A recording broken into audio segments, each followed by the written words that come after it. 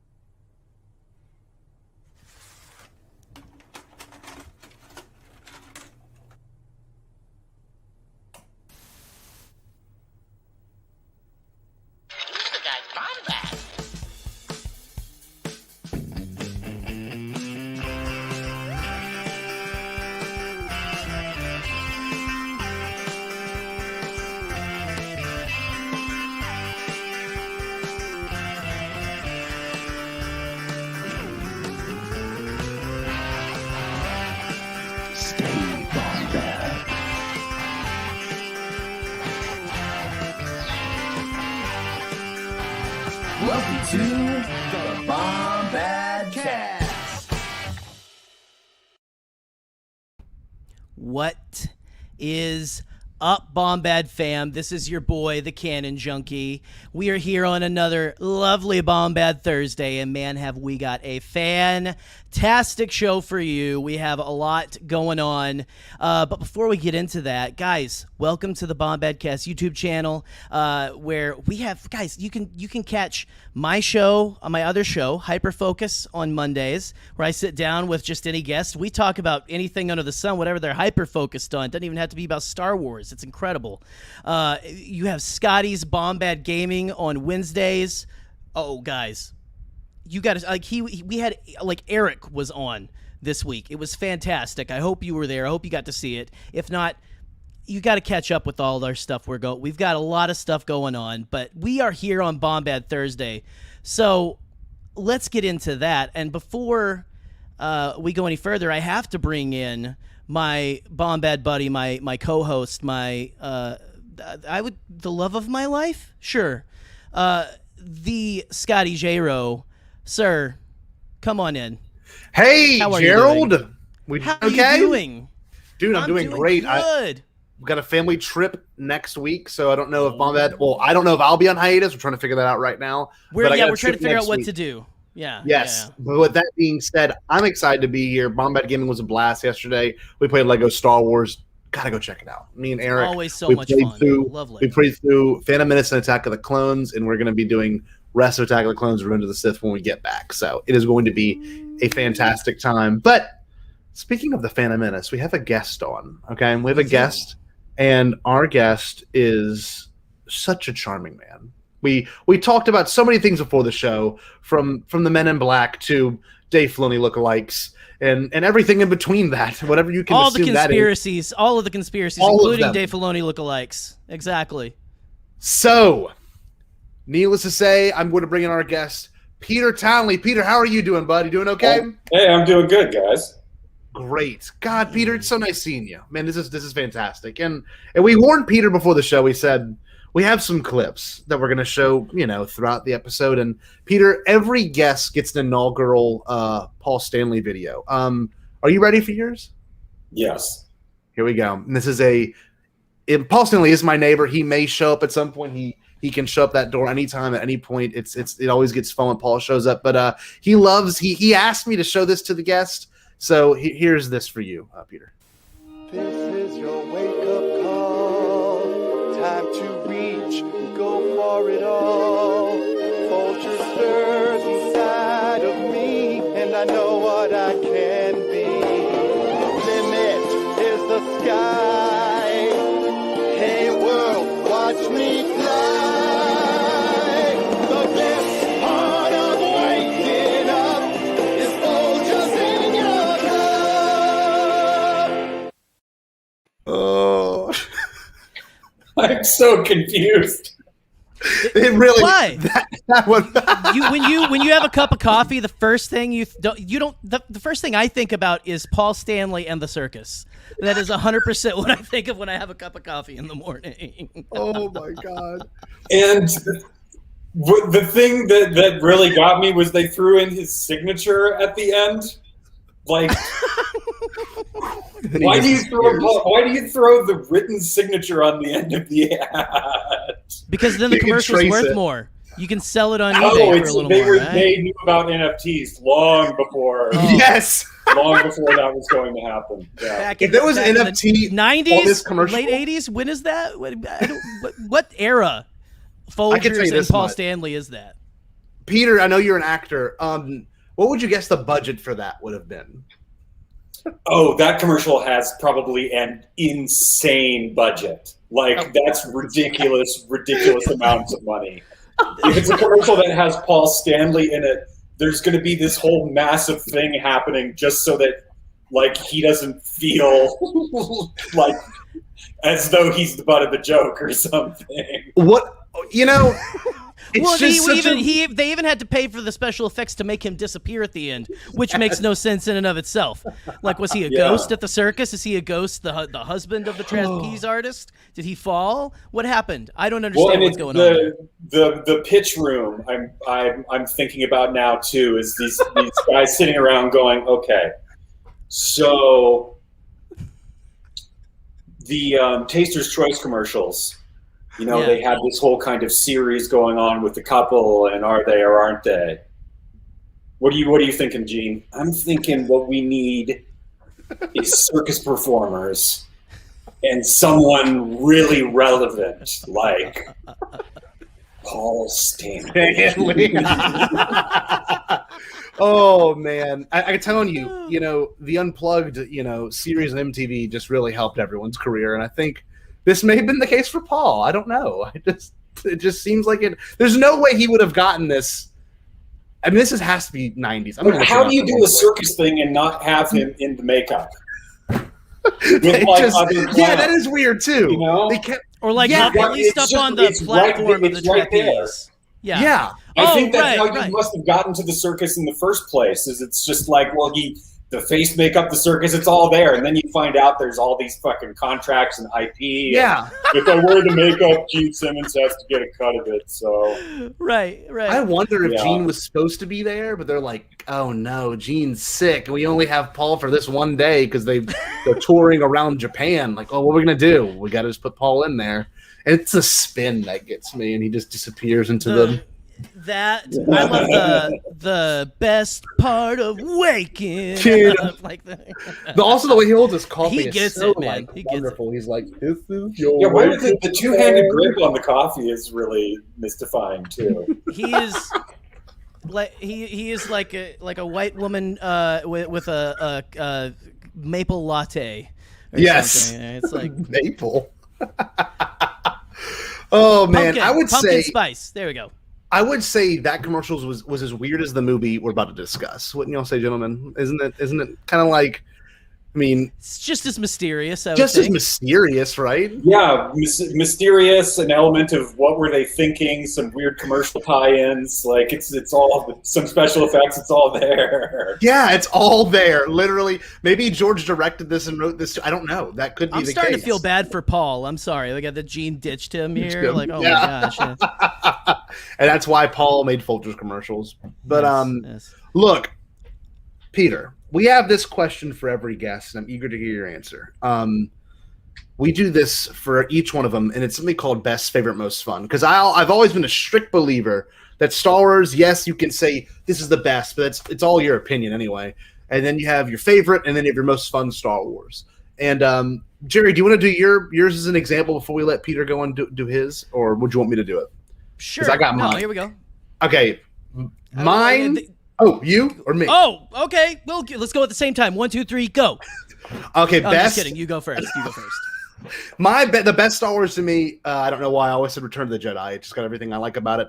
My favorite is the Phantom Menace, and the most fun is Solo. So that's where I'm at. That's where I'm at now. Jerry, you want to do yours, and then we'll let Peter do his? Okay. Give him some time to think. Don't want to Okay. stress him out.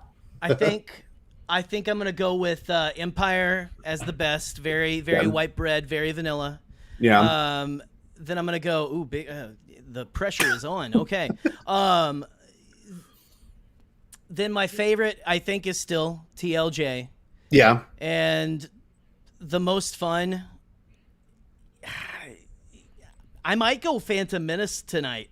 It changes every time we do this. It changes a little bit.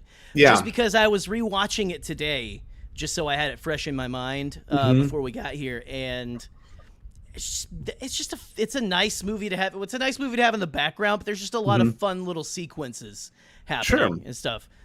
So yeah, no, I don't know. I guess that's the way I would go with it. So okay, Pete, what about you, buddy? What's your best, favorite, most fun? My favorite Star Wars movie is the first one, Star Wars 1977. Right. I think the best Star Wars movie is also that movie. Okay.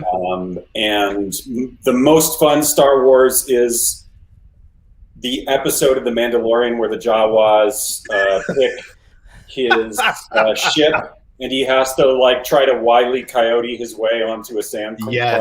Yes, that counts. That is really, really fun. Suka.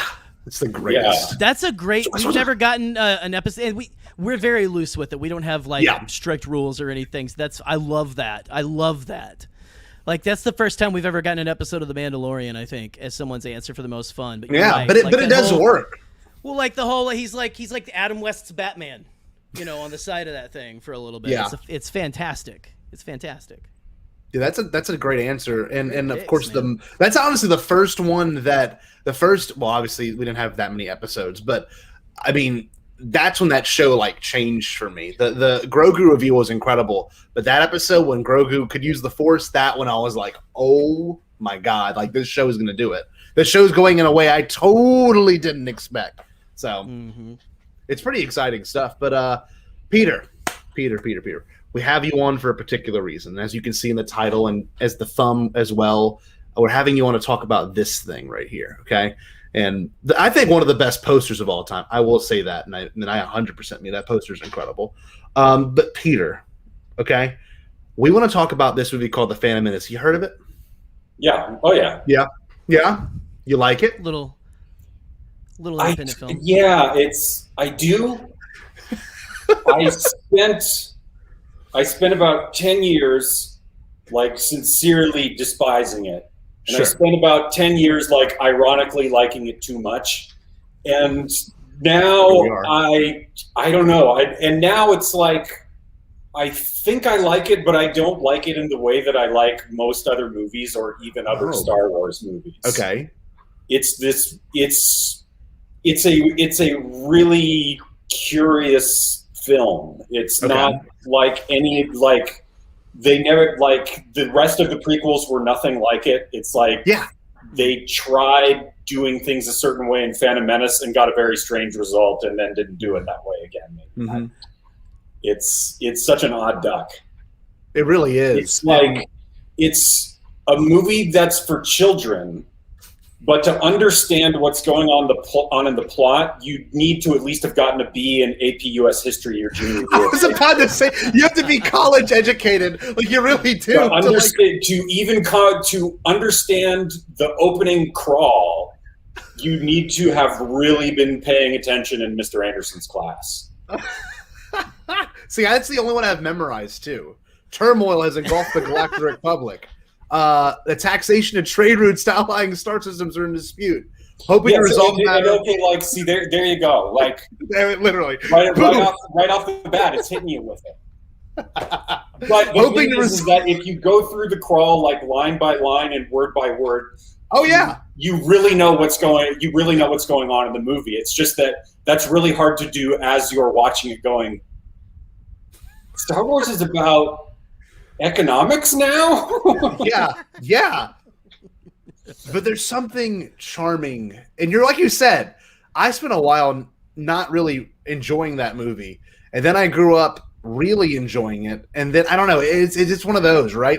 You ironically think it's great. And then all of a sudden you're sitting there there is something really deep to this. And I can't quite figure out why I like it as much as I do. But I think also a lot of it has to do with the fact that we've got like, you know, really, really good marketing for that. And I don't know everyone's age when they saw it. I was 5 when it came out, so I was really young. But like that has enough to like, you know, be ingrained into your memory. Jerry, how old were you when it came out? I was 12. I was right in the sweet spot right there. 12 years old. So prime Phantom Menace age. I remember all of the promotions and everything. Me too. Even like I remember like even in the candy aisle you would go, and I mean I didn't see too many of the Jar Jar tongue suckers. You know, which probably a good thing. I probably, you know, who knows? Maybe a bad thing. I don't know. But I remember like they used to have, I think, scenes. I think they did this for the Phantom Menace. I don't know if you guys remember on Crunch Bars. No way. Like they used to like carve scenes from movies or characters from movies on Crunch Bars. That's amazing. I remember the Crunch Bar thing, but I don't remember being Star Wars. I'm gonna look that up in a minute. I feel like they did. Maybe I might be mixing it up with something else. I don't know. Sure. I was a child in the 90s though. Where were you at in terms of your growth? How old were you? I was in college. Oh wow. Okay. Cool. Yeah, and I went to go see it with my friends. In Santa Barbara, California. Oh, awesome. Yeah.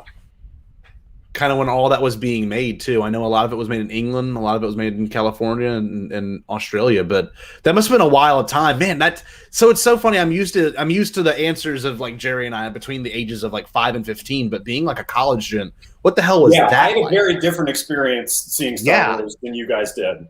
Yes. Just because, I had more like knowledge of the world, and so there were things that I was probably catching about the movie that you guys weren't at the time, you know. Yeah.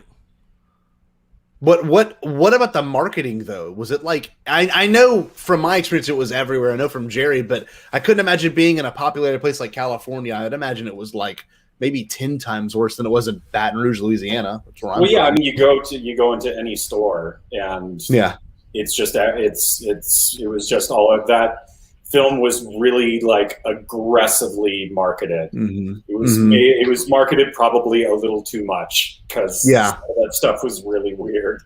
Well, the part of that too probably led to the overall disappointment, right? I mean, it was everywhere. It was like, man, I have to see this movie.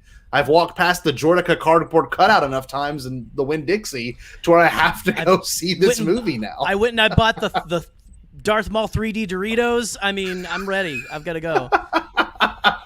But that's what led to, I guess, I don't know, at least Jerry and I's little generation to like fall in love with it because it was everywhere, right? And the prequels are everywhere for us too.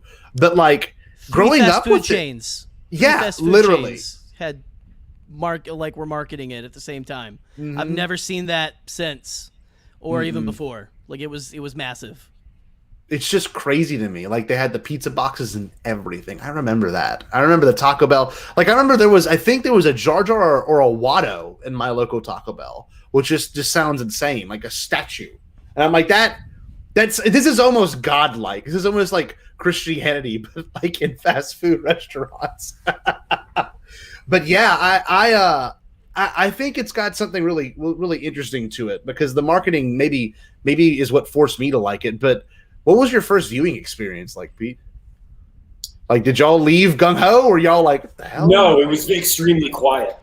It was a very, very quiet car ride home because we were all very confused about what we just saw. Oh, it's weird. That's wild. Like, really, like it was like you just got back in the car together and it was just like dead silence. Yeah. Wow. Yeah. And I mean, we went to see it like at 10 in the morning the day after it opened. So there wasn't a crowd at the theater. There was like maybe 20 other people in the theater at the same time. So there wasn't the experience because I've seen, I've seen a couple of Star Wars movies on their opening night. And there's this crowd participation thing that happens and you like the movie more because of that. And when you go see a movie and there's absolutely no one else in the theater for the most part, and it's the Phantom Menace, it's strange. Because That no was- one's cheering or I- clapping during the movie. It's just like, huh. So I was talking before. I think it was before this about how I showed my ex, right, that one first. We went to see the 3D version great. right before 2015 or whatever, or right in 2015. I think it was just us. It was us and like maybe 2 other people in the theater for that. Granted, it was the middle of the day, but still, just you think like a Star Wars movie back in theaters, 3D and stuff, and just oh, okay, well, got the theater to ourselves and stuff like that. So that's the experience. It really you've got a good point, Peter, about like the communal experience is like. That's 100%. That's like most of the reason why you go to a movie theater to watch like the big movies and stuff. Is you want to have that. I want to get excited with the people with me, that kind of thing. So, yeah, I could see it being like really strange, like just kind of being like, oh, hey, all right, well, I guess it's like people that us. watch listen to Dark Side of the Moon and watch movies at the same exact time. Like that's just kind of what that reminds me of. Maybe the Phantom Menace would be good for that reason. But I guess I don't know. Surely. What? The Phantom Menace? I don't know. I'm gonna do that tonight though. I'm gonna do that tonight. There you go. I'm gonna indulge and then There's your evening watch listen to Dark Side and watch the Phantom Menace. Maybe there'll be something. Maybe there's some tie-ins. We'll see. I don't know. But yeah, that's an interesting thing, I guess to me as a kid, I remember leaving it, loving it, and playing the pod racing game at home and, having the opportunity to see it a couple of times in the theaters. But I think it was really marketed more towards kids. And I think that might be part of it. It might be part of the hardest, thing to swallow with this movie is Jar Jar, I would say, for most people. And, as or as most people have seen, Jar Jar is our official mascot of this show. But Official, was Jar Jar like, what was it like for you, Peter? Him as a character? It was, Jar Jar was like this crazy technical achievement because this was not a guy in a rubber suit. This was like a fully CGI character, and that was kind of amazing. And the thing is that it was so good that you just kind of took it for real, and people just sort of engaged with the character directly and had people responded to Jar Jar the way that they do to just an actual actor being there. Like you don't get Gollum in Lord of the Rings if you don't have Jar Jar first. You don't have exactly, which is just and that's also the other confusing thing about it is that the critical reception of Jar Jar was also not good, and Ahmed Best did nothing wrong. He absolutely did nothing wrong, but people kind of came after him in this really strange way. Yeah. Because they identified him so, and his performance was so convincing that they just identified him so well with the character.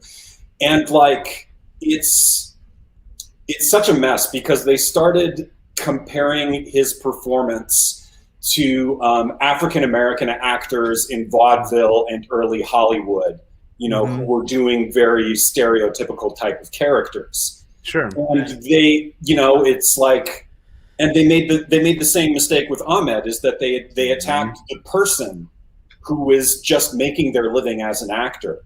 They specifically likened him to a guy who had the stage name of Step and Fetch It. They didn't even use the actor's real name, and to my embarrassment, I can't remember it right now. But in the same way, they were attacking the person as if the stereotype was their idea.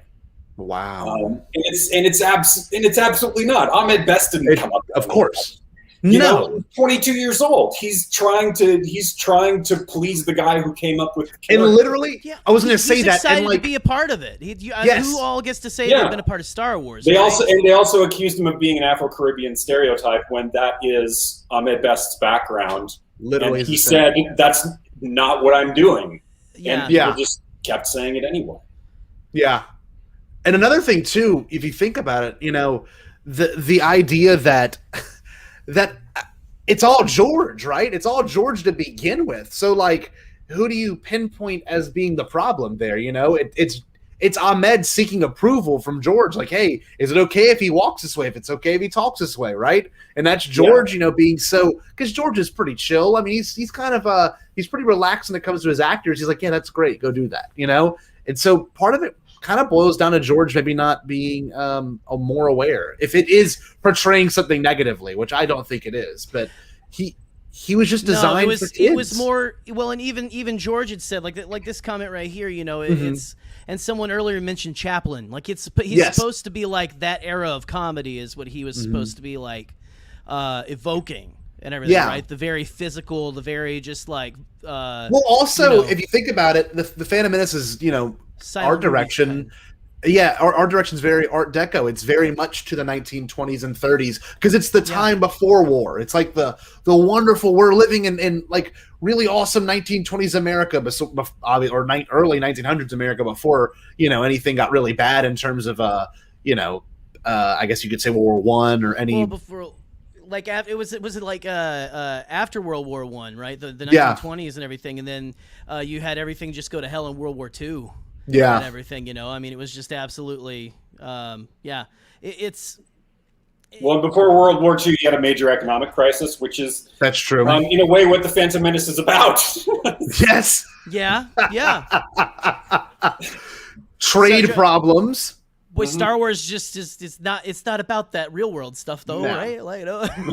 Well, I mean, because this is the weird paradox of the Phantom Menace too, because by and large, Star Wars is not concerned with details, fine details on things. And my favorite example of that is Han Solo saying she's the ship that made the Kessel Run in less than 12 parsecs. Now, Star Wars fans, mostly being nerds, know that technically this is not correct because parsec is a unit of distance.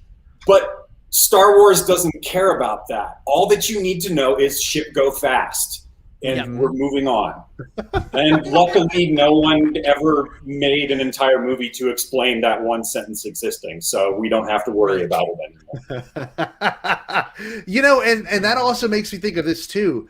This movie was purely of George Lucas's mind. Like, this was the very first Star Wars, and I don't know if any of my younger viewers, because I'm a teacher, Peter, and I have some of my students join me, but I gotta say this. The Phantom Menace is like the biggest independent film of all time because George privately funded pretty much the whole thing. He only gave distribution to Fox. That's it. Like, everything is made in-house. And like Rick McCallum, I love him to death, but he did tell George yes on literally everything. Everything. Yeah, it's like you can really look at the Phantom Menace as an auteur film.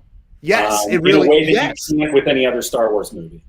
It was all yes. There was no no's at all. And the fact that, you know, the visual effects were so groundbreaking. And even to this day, when I watch the pod race scene, I am blown away. I'm like, how did they do this in 1997? It still looks good.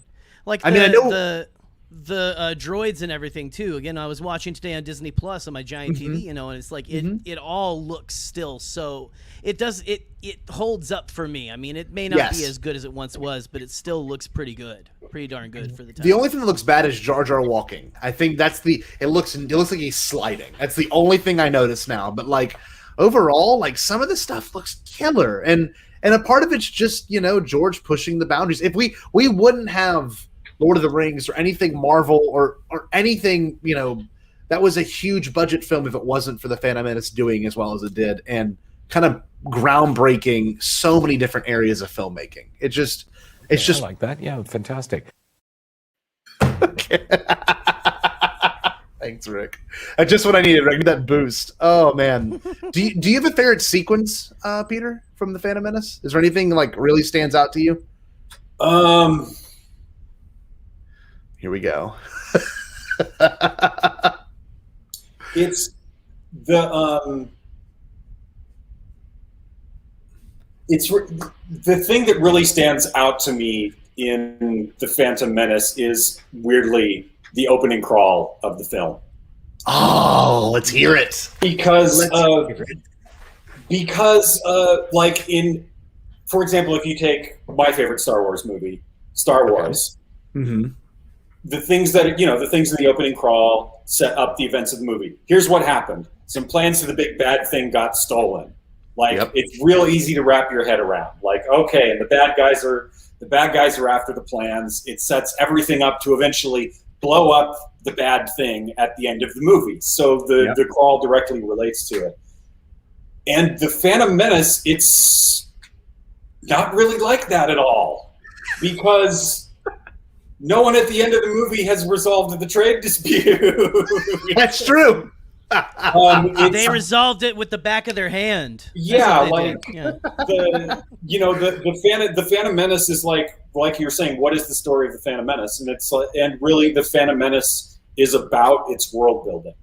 It's not really like George Lucas. I kind of think of him sometimes as being like a weird indie art film guy who accidentally became a Hollywood mogul. That's true. Because his movies are he's very interested in technically how films get made, the techniques of filmmaking. Mm-hmm. What are the possibilities of what you can do, with a camera? I feel like in the Phantom Menace is a case of this in a way that he's more interested in the technical aspects of the film, mm-hmm. and building the world of the film, and the other parts of it he may not be as interested in. Yeah. The characters are not as well developed. The plot is more about setting the stage than it is actually executing a storyline. That type of stuff. It's like THX 1138 is it's very dense on its world building. It's creating this completely other place and other experience that you can feel like you're in, and it's a relatively simple story. And George Lucas loves dystopias. That's sure the authoritarian dystopia in THX. Right. American Graffiti is the dystopia of early '60s Modesto. Mm-hmm. The Star Wars films, which are taking place again in an authoritarian regime. Mm-hmm. And then you have the Phantom Menace, which is this depiction of a democracy that has already crumbled, that's just about to fall. And the movie is dedicated to you knowing what that world is like more than it is anything else. That's true. I didn't think about that. And another connection I made in my head is the fact that with the prequels we get what came before the big downfall. Like, how did these people oppress people, or how do these people become oppressed, in episodes 4, 5, and 6? Why do they have to stand up? Because the Phantom Menace, you get, beautiful places like Naboo. You get Coruscant, which are all beautiful places, and we kind of didn't get anything beautiful ever in A New Hope, or any of the original trilogy, except for Bespin. But that was obviously a front, and that's evident in the plot line of that movie. But here we are, sitting there. Naboo is kind of a front too. Yeah, exactly, because we know that it's all aristocratic. It's all, Yeah, when you first get to Naboo, you see the planet. Mm-hmm. There's no resource extraction.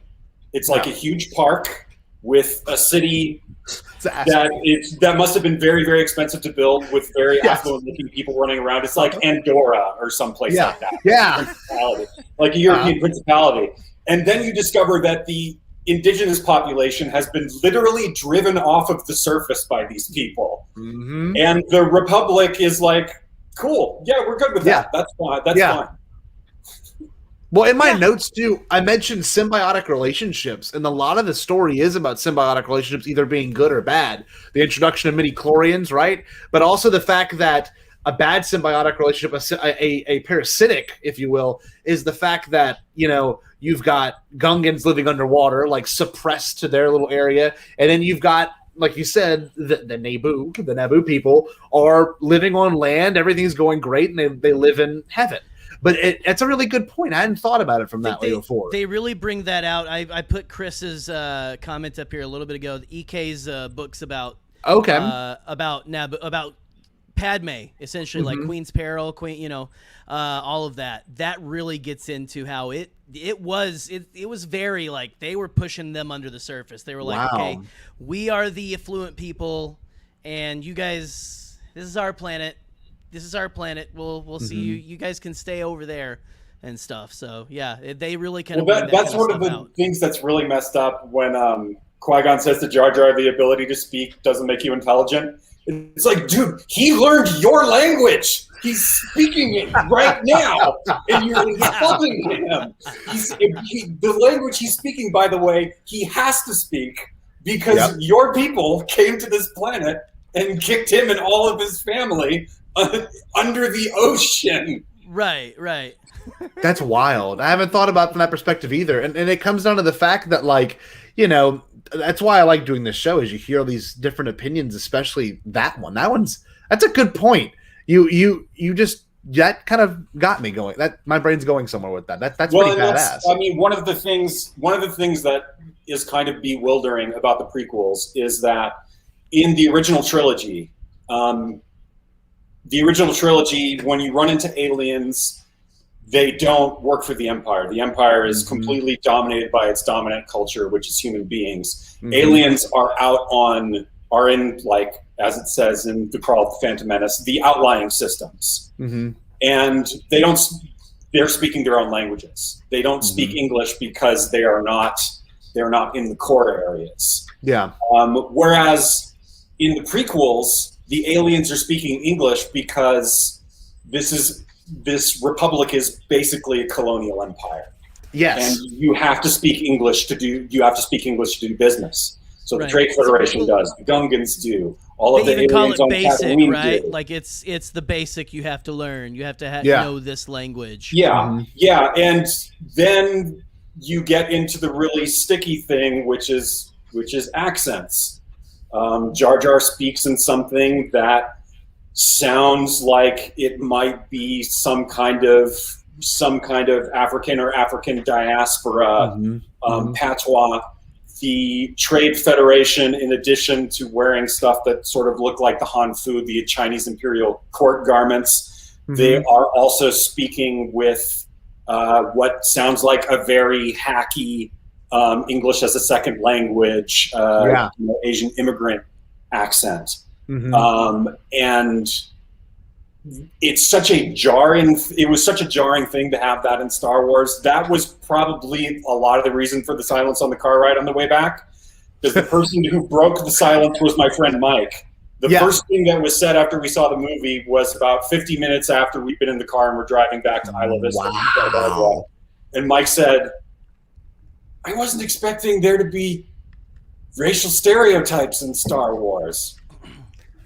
Mike is Jewish Italian. He said, I don't know which half of me is mad about the car mechanic guy.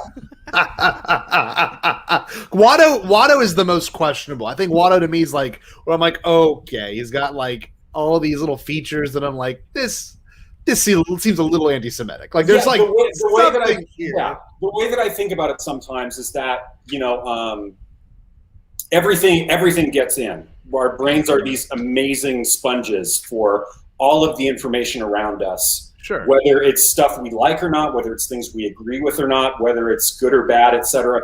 It all gets in. My brain heard every horrible thing anyone's ever said, and I can't do anything about that. What I can do is control what comes out.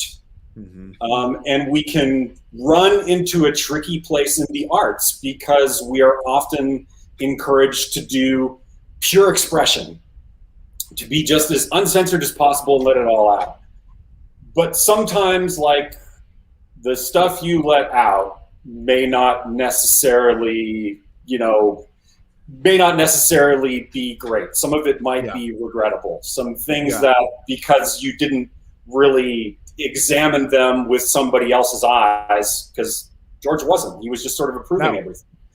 Like in the case of Jar Jar, the character that George Lucas says he based it on was Goofy, a Disney character. Yeah. And if you go back and look at Goofy, he's a caricature. He's a very unflattering caricature of rural Americans. That's true. And not the guy who invented Goofy, but the guy who kind of developed the character of Goofy later. He used to give lectures to the animators so that they would understand the character, what he was like, what he was about. And they ended up publishing those later in like how to draw books that were sold at Disneyland in like the 50s, I think. And so him talking about Goofy is preserved. And in describing Goofy, he actually uses the N-word. Wow. Yeah, not only to, you know, the people who are drawing Goofy, but also as something that you could buy at Disneyland. Mm-hmm. Oddly enough, when you go to Wikipedia and it's quoting him, that word is removed because the Wikipedia article is quoting a book that sources that speech and changed the word. Yeah. Be careful about that's that be careful about Wikipedia thing, because you kind of got to go back and look and find out. It's so that history with Goofy is there, and that getting into Jar Jar added up with this kind of vague sounding accent, some body language that reminded people of like minstrel performances. Enough things were there that it's not that anyone had the intention of doing something that evoked racial stereotypes about African Americans, right? But something about that got through. Yeah, you know, like you said, your brain takes it all in. Trade Federation. When it's in the genesis of the character, even, you know, like you said with Goofy and everything, of course something will get through if that's what you're basing it on, right? So yeah, and I mean, like, science fiction also has a lot of anti-Asian, especially like anti-Chinese stuff running through it. Like back in the early 1900s, after the East India Trading Company, which is kind of the real world equivalent of the Trade Federation. I was going to say that. That's exactly what I was thinking. They were a mercantile concern. They governed India, and they had their own military. And they basically ran all of Britain's territory east of the Cape of Good Hope. Yeah. And they had been smuggling opium into China where it was illegal. And some British merchants got caught doing this. And the Chinese seized it. Someone from the Navy came out, paid off the merchants, and said to the Chinese, keep the opium. But what happened next is that the English considered this financial loss to be a casus belli. They said, this gives us the justification to attack. So this is what the Opium Wars were. It was Europe just kicking the crap out of Imperial China because China wasn't playing by the rules that they made up. That's a big parallel. I haven't thought about that. Yeah, and this is what the trade. I mean, this is what the Trade Federation is doing in Naboo. They don't like the way that the tariffs are going, and so a blockade is an act of war. So they're waging on Naboo, waging war on Naboo to get Naboo to sign a treaty later that is going to justify their actions, which is how the Opium War ended. The British got the Chinese to sign a treaty that made them pay back all the expenses of fighting the war, plus giving them Hong Kong, plus giving them control of several other ports and favorable trade deals and stuff like that. Yeah. This is probably what the Trade Federation is doing in Naboo. They're just stalling until they can get the Naboo to sign a treaty that says, yeah, we're sorry, everything's okay now. Well, then you can get all your money back. But what happens after the Opium Wars is all these Chinese immigrants start coming to the United States and England and other places because slavery is illegal now, and you have to find a new source of cheap exploitable labor. So you pay people very little who are in a lot of economic desperation, which is how you get a lot of people from the Indian subcontinent, Chinese immigrants at that time. And then people start having all this anxiety in the Western world about, oh God, there's all these immigrants coming here. you know, it's a threat. It's a threat to our way of life. And this thing called the yellow peril emerges in the public consciousness. I've heard about this. And yeah, and it's political. It's like politically, there were world leaders at the time. I think Kaiser Wilhelm of Germany was the one who called it the yellow peril first. But a lot of world leaders were really into this idea of, oh man, the lesser non-white races are going to come in, and it's going to make things worse. And also that there might be an insidious plot to do so. And this is the idea that gets rolling in science fiction. There's this guy, I don't remember his real name. His pen name was Sax Romer, which is sort of like if someone on the internet was posting fan fiction, they called themselves like Katana Ronin or something. It was this really cringy pen name. Yeah. And he invented this character called Dr. Fu Manchu. And Dr. Fu Manchu was this evil Chinese mastermind who was trying to bring down the Western world. And of course, the hero who brought him down was a British military officer in colonial India. But Fu Manchu, his author literally called him the Yellow Peril incarnate. The Fu Manchu books were incredibly popular. The films that were made on it were also very popular. Boris Karloff played him. Christopher Lee played him. And this figure of, I mean, we named the mustache after the character. Yeah. You know, and so there was this very strong, like, anti-Chinese villain figure that was introduced. There was also H.G. Wells wrote this book called The War in the Air. He wrote this before World War I, and the book predicts that Germany will start a world war that engulfs all of Europe and the United States, and it will weaken the Western powers so much that China, who has developed in secret superior air power, just sweeps over the globe. And then there was another story that was based on that. It's called like Earth 2049 or Armageddon 2049 or something. And it's the same idea that that Chinese air power has taken over the United States. And in the book, this guy whose name is like Adam Rogers, I think, is frozen from the 20th century and wakes up in the future and becomes a part of this like underground movement. Well, this book is popular, and it gets eventually adapted for film. They changed the name of the character to Buck Rogers. What to say? And they remove it being on Earth. They say it's going to all be in space. But the villain ends up being this guy, Ming the Merciless. Yep.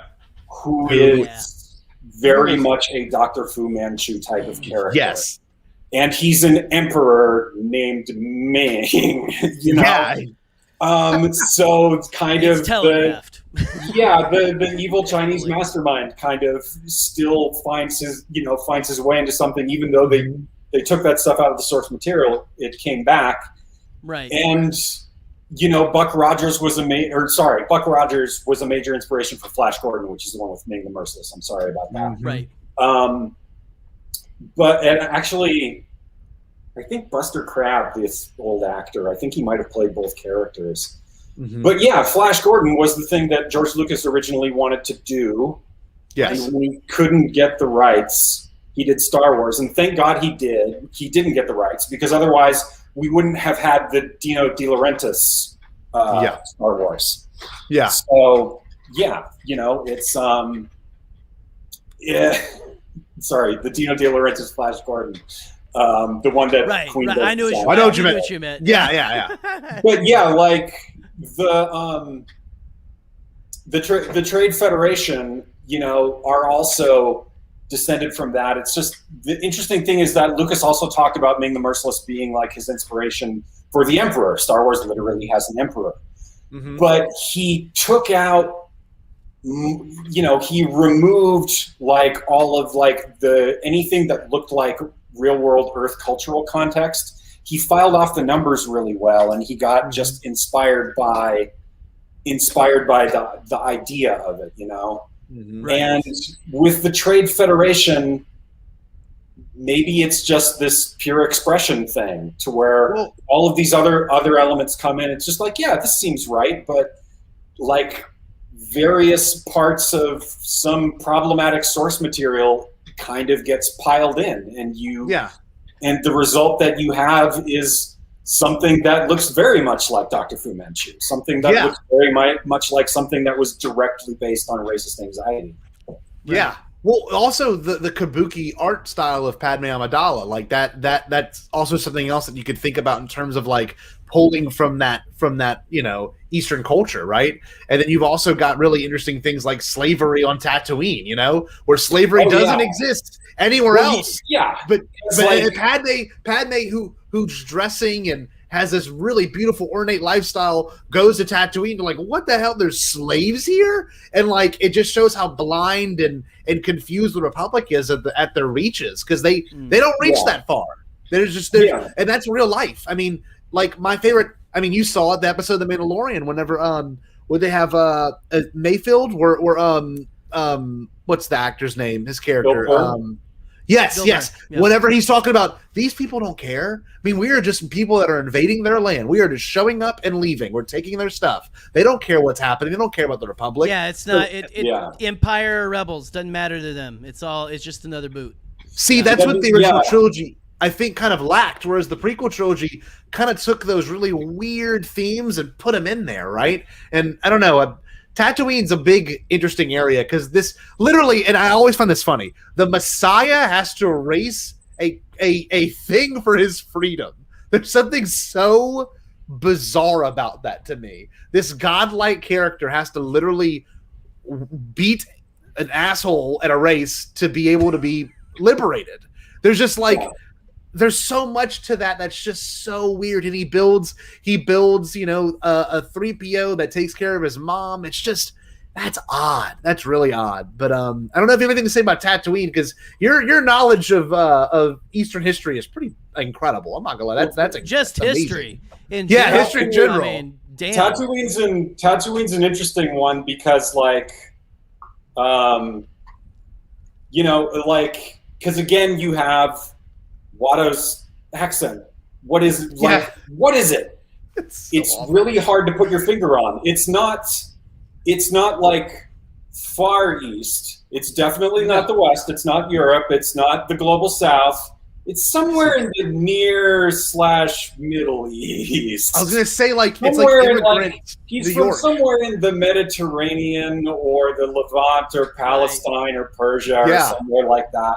And it's all kind of, the Tatooine is filmed in Tunisia, in North Africa, where there's a big influence from the Arabian cultures. Tatooine is also run by these big, fat, decadent crime lords who have this lavish lifestyle and like to enslave women. And we're kind of getting to some of the depictions of the Middle East that were in early films like The Thief of Baghdad, where you have the sheik type character who's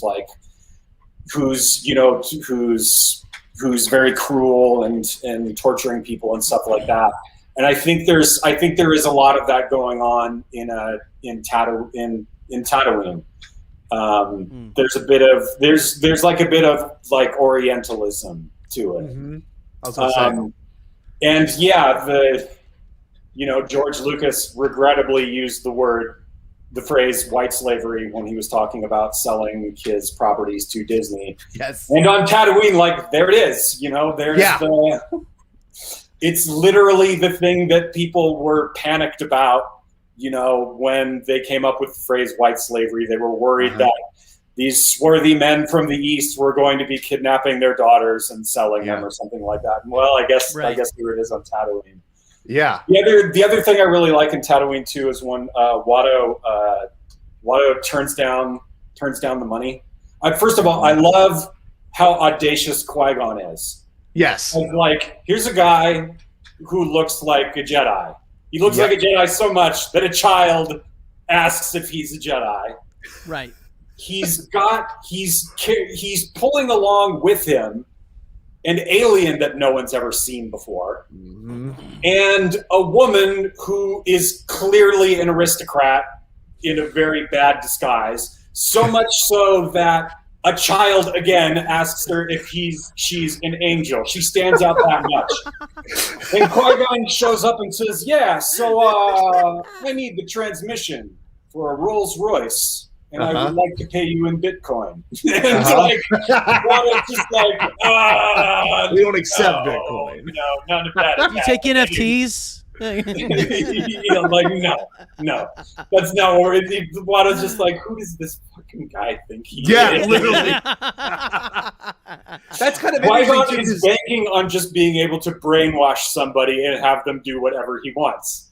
Yes, he's right. Like he didn't think this went through. Hubris of the Jedi, if as it were. Yeah. Right. Yeah. Absolutely. Mind tricks don't work on me. It's interesting that that Watto also says, like, I need something that's more real. Yeah. We're far out enough for so they don't want to take the Republic's currency on Tatooine. And there's like a lot of possibilities. There could be a financial crisis, and the currency could be really overinflated. Or it could be that because the Republic is just fine with with Tatooine being run by a criminal syndicate, that they have to launder their money, and you can't do that. You can't do that with data currency. You have to have something physical. Sure. And so everyone has to be on whatever Hut coin is. Oh, it's just like a maybe. Yeah, nice. It's just weird to think, that there is so much to pull from this movie thematically, and I guess you've done a really good job with analyzing each planet. What would you take on Coruscant then? Because Coruscant's like a weird hybrid. Yeah, well, it's Coruscant is there's your Imperial core. Yeah, like it's capitalism the whole thing with trade and outlying systems. The outlying systems are there. Just like when empires on Earth expanded in the 16th century, the reason that you control those outlying systems is so that you can funnel all of the wealth back to the center. Back to you, yeah. So you've got to either do trade with them, or if you can get away with it, exploit its resources by, again, if you can get away with it, exploiting its people, extracting all that wealth and sending it back to yourself. And Coruscant has all the wealth that a galaxy can supply is concentrated in this city. So many people can live there. It has all of these, lavish entertainments and this huge melting pot of cultures that have all come there to do business. And it's the thing that makes the taxes on trade. Like, why is this such a big deal that the Republic is, as it says, in turmoil over it?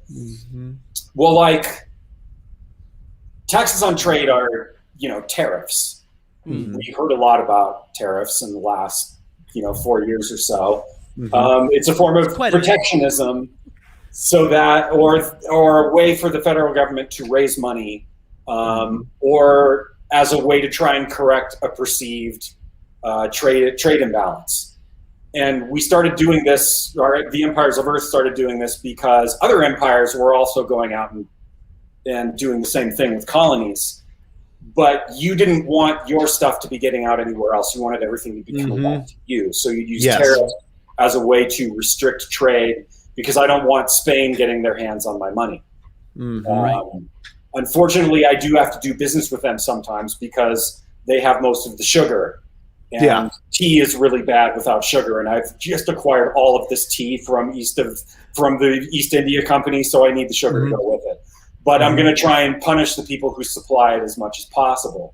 Yeah. And but this went out of favor because you had the liberal thinkers of the 18th century who came along, who started spreading the idea that individual liberty, was moral and good, and actually the best way of doing things politically, was representation, and revolutions happened. But it also happened to economics. You had Adam Smith and Herbert Spencer and David Hume, who were saying that, all of this restricted trade is not actually for the good of everyone. What we need is a free market where all of the players have equal access and everyone is acting in their own rational self-interest. This will maximize utility, and we will call it, I think it's pronounced capitalism.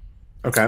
And we couldn't correct you, so I think you're good. after capitalism becomes very big, free trade is kind of sure. the thing. Yeah.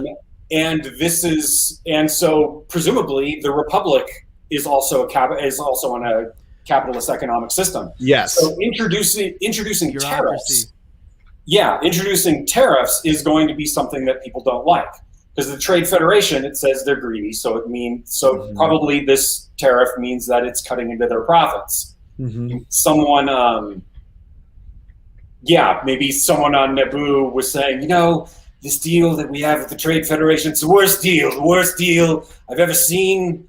And some people are saying it to us. I'm not this kind of guy, but some people are saying you just can't trust the Trade Federation. You just can't trust them. They just want to fuck us up. This sounds like you're writing an episode of the Clone Wars right now. It really does.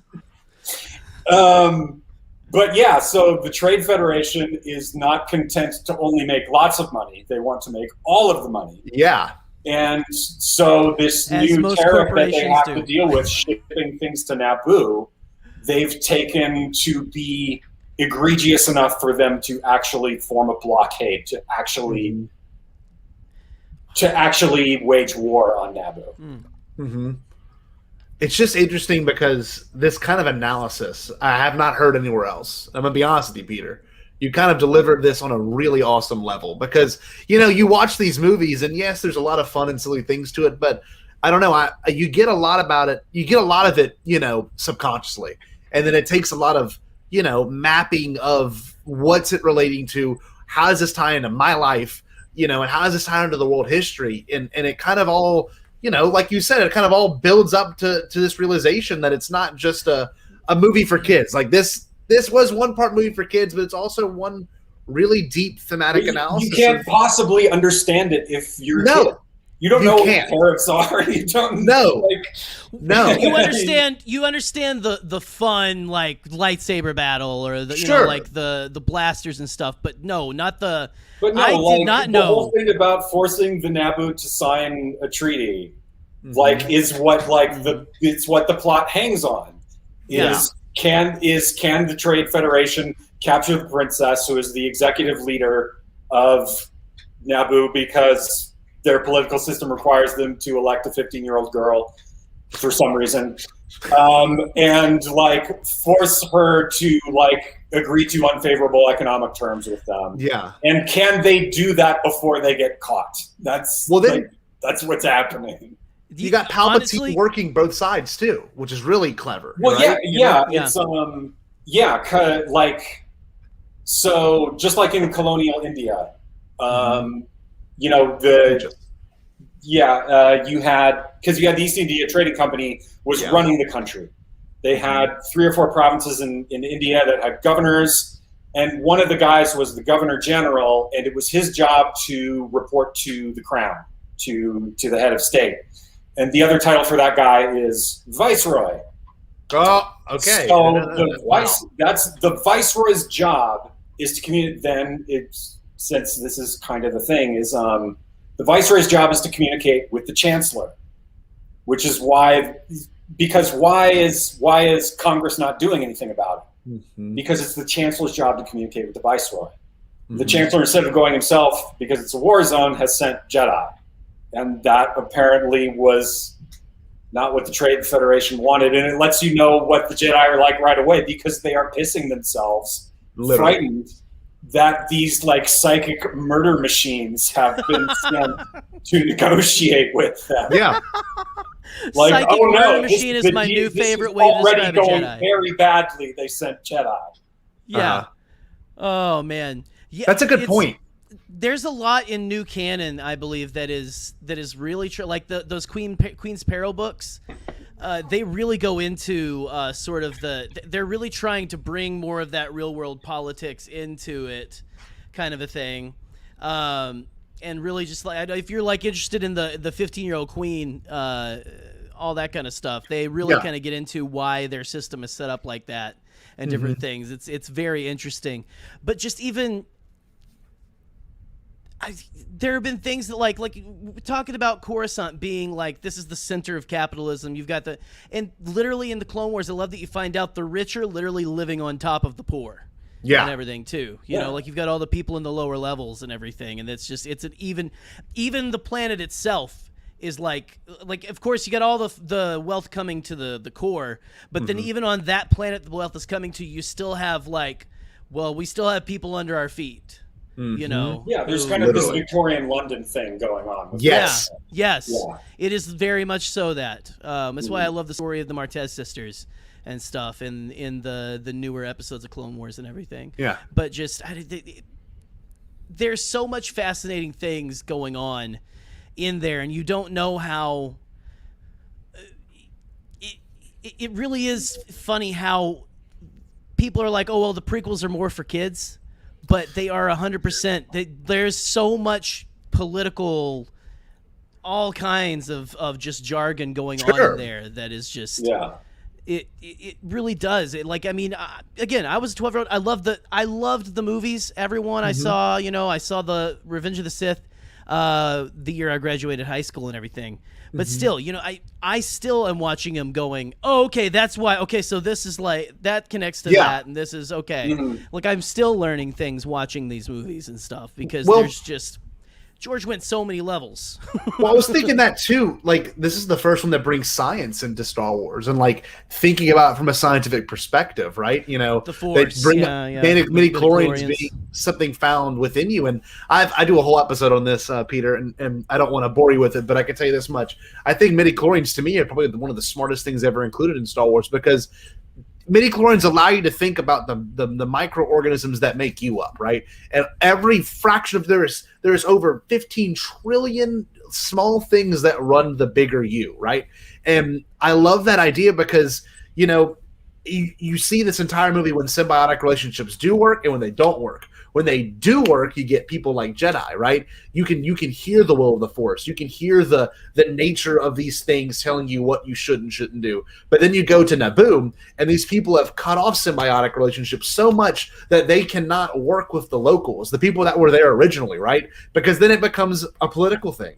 It goes from being something that's scientific to being political. And then now we've got a really cool theme that comes up where it's got something so natural versus the battle droids, which are so artificial, right? It's just these huge concepts that I don't think Star Wars really ever touched on. I mean, it may have in the original trilogy, but not quite as deliberate. Because you watch these movies and it's there, but like you said, you've got to do the research yourself to kind of tear this apart and see this, Yeah, the other thing about the prequels that you just reminded me of is that because of the battle droids, in a way, that was the thing that made me realize, the Republic does have slaves. They're just droids. Yes. Droids are very clearly people. Yes. They have their own thoughts and their own emotions and their own motivations and everything else. Like, even the battle droids do. And the battle droids are very, very overtly slaves that are being made to fight. And R2-D2, everyone's favorite, is straight up just a mechanic who's most of his friends get killed trying to repair a ship to escape the other droids who are shooting at them. Go ahead and put that up there. But also, that was the first time it was really clear to me. It's just like, because Padme is shocked that there's still slavery. It's like, Padme, you own people. Like, Yes. Like R2-D2 is a possession of yours. Sure. Yeah. And also, you know, Anakin making a person, right? Slaves owning slaves is an even weirder theme that you don't really see picked apart. Droids are actually even lower than most other sentient beings. Yes, like literally, like a Womp Rat might have a better life than a droid, right? Because they can, they have a free will. They can choose what they want to do. Whereas you've got a droid who is literally programmed by someone saying, no, you are going. This is your destiny. This is your job. You're gonna. Also, man, Watto is really just not paying attention, is he? Like, this kid is made a robot. He's building like a race car parts behind his apartment building. Yeah, and it's slave quarters. Somehow Watto has not found out about that. Nope. God, it's hilarious. Like, and then, it's cool. But like, you know, they got the slave community there on Tatooine as well. And then here comes this strange man. This is very much a Native American kind of an allegory there. You got this strange guy who comes and like draws your blood for magic. And like, it's just like I think about that. Like, how did Shmi say that? I've never heard it put like that before, but that's awesome. Well, how did Shmi justify that? Like, oh, here's this strange guy is going to come and pinprick my son. And I don't think he told Shmi. No, that's even weirder. She wasn't around. And then she was your like, blood for infections. Oh, okay, and then cool. She's fine with letting him go off, right? I mean, that's another weird idea there. Well, and even more so, Qui-Gon is fine with just fucking leaving her there. That's the weirdest part. Just like, see ya. Good luck with all this. Now that I've taken away the only thing that has meaning to you in this terrible, awful place. Oh, man. Yeah, it's crazy. See, before, because we've only got about a few minutes left here, Peter, but I want to say something that I've heard on a different podcast. I think Blast Points have talked about this. One of my favorite things is they talk about Clegg Lars and Attack of the Clones. Now, this is real random, but how Clegg Lars is like, he's sitting there with his little, you know, his just amputated leg. He's like, I'm gonna go back out there whenever what's the exact phrasing, Jerry? It's like, I can't go until I heal. Is what he says. You lost a freaking leg, dude. You can't. You're not just gonna take a breather and go back in there, man. Like, no. Some more serious stuff has to happen first. Talking about real world things, though, like that is very much almost like it's like the pioneers or like the old west and like the you know, the indigenous peoples and stuff, right? Yeah. With them and the sand people, you have that like very much brought out in that first episode of the second season of The Mandalorian. And stuff. That felt like such a Western, man. Oh, it was so awesome. It was amazing. I loved how they portrayed the Tusken Raiders as they were. It was just people where we've been this whole time like, oh no, they'll kill you or whatever. And even in that, talking about Klieg Lars, he talks about Klieg Lars goes, they're vicious, mindless monsters. They kidnapped his wife. But like, I mean, still, it's just very much like, listen here, dude, calm down. Oh, that's hilarious. Well, it's like they're called sand people, and whenever you put a qualifier in front of the word people, it's not a good sign. It's very clear that you don't think that they're people. It's not a very good sign. No. Even Padme is that she gives Anakin a complete pass after he does this. Yep. Because he was upset. You don't think she was a little scared that he might do that to her too, though? Maybe she was like, okay. Should I be with this guy? No, I'm sorry. That's terrible. That's terrible. Oh, that's brilliant. Well, Peter, yeah, go ahead. Sorry, I had a blast thing where like that's like you give the guy the crazy guy at work a piece of candy or whatever, you know, just to make sure, like, you know, don't kill me, okay?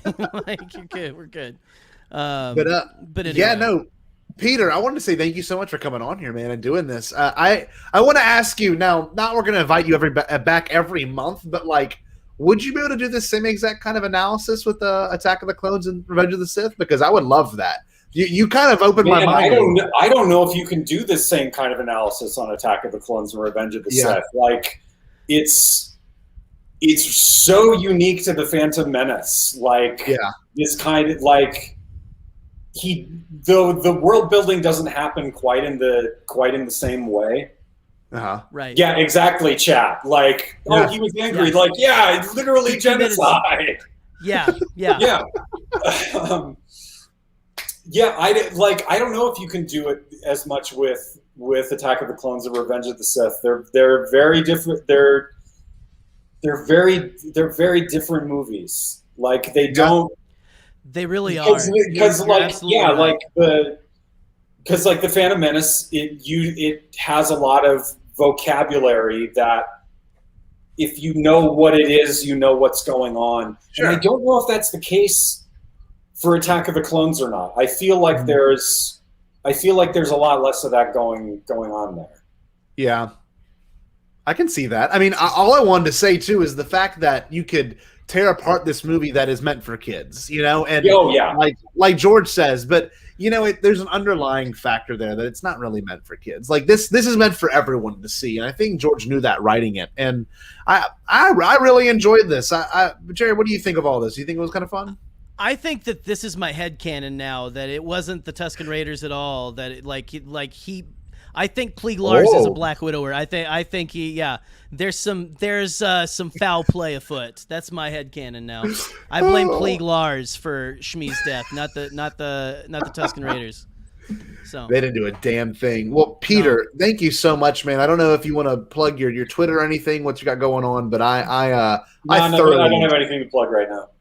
Perfect. Well, look. Except for Samasa, you're a great follow. I'll say that. Yes. Like Pete's a great follow. So go follow him on Twitter, if you will. So. Yeah, I'm Townley Peter on Twitter. If you want to yell at me. If you want to enjoy it, if you want to, get content like this, you can always follow Peter. You can always, if you need to get this right here as well, we've got Paul. He's signing some Bombadcast CDs. Now, Peter, we usually have guests interpret art. How would you interpret this?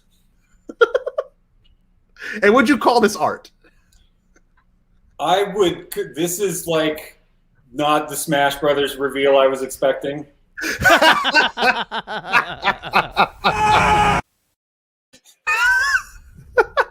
It's something, isn't it? Yeah, E3 was weird this year. What about a Shifty Eye from the band? Sing it. What's their damn song? Butterfly. Oh my! No, he sings "Starry Eyed Surprise" and "You're My Butterfly Sugar Baby." What do you think of this art we've got? Yeah, man, I can't remember the name of that band either. It's gonna bug me now. Oh, I'm gonna look it up. I keep looking for George's hands on his shoulders, though. Crazy Town. Yeah, he's really working a knot out back there. He's helping Shifty Eye's back pains from his tour with Crazy Town. It's Crazy Town. So, but remember, enjoy the Bombadcast. Willie loves it. Every Monday we've got Hyperfocus with Jerry Cable. Great discussion show. Every Wednesday you've got me. Bombad Gaming. We'll be doing Lego Star Wars whenever we come back from our family trip. I finally quit the pipe.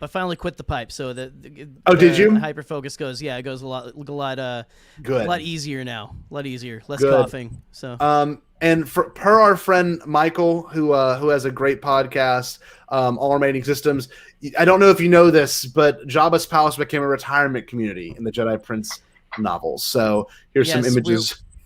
Part two of us going through the Jedi Prince series is coming soon, guys. It definitely is. But with all that being said, every guest, Peter, says this phrase. They say the phrase "Stay Bombad." So if you don't mind, before we wrap this evening's show, can you give us a good "Stay Bombad"?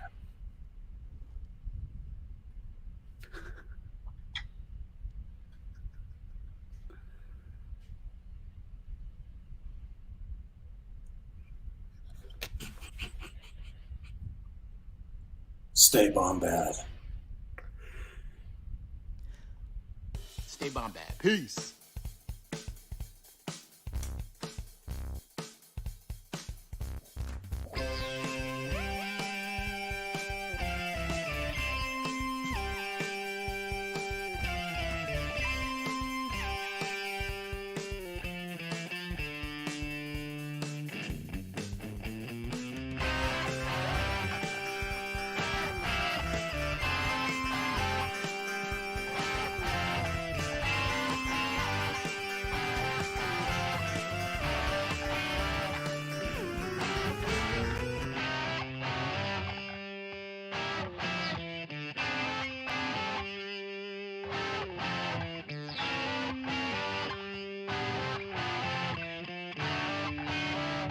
producer, all Bombad.